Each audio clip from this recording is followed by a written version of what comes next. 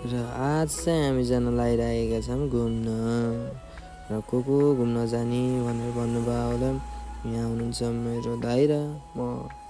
अनि घुम्न चाहिँ कहाँ जाने भनेको त अहिलेसम्मै नगएको ठाउँ जाऊँ भन्नुभयो।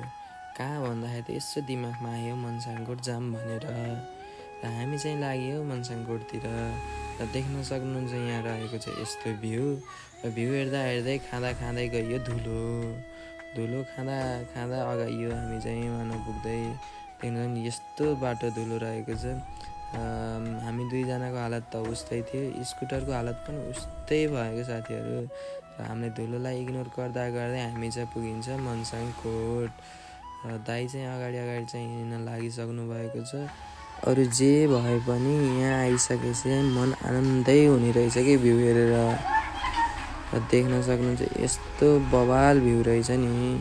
एउटा सानो क्लिपमा म हजुरहरूलाई देखाउन खोज्छु, हेर्नुहोस्।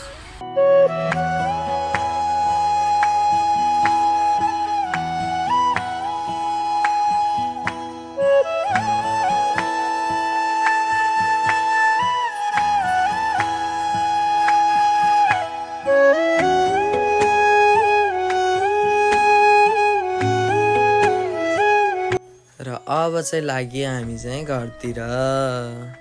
र आजको लागि चाहिँ साथीहरू यति नै। र भेटौँला नयाँ भिडियोमा। यो ठाउँ रहेको छ हाम्रो स्याङ्जा वालिङदेखि।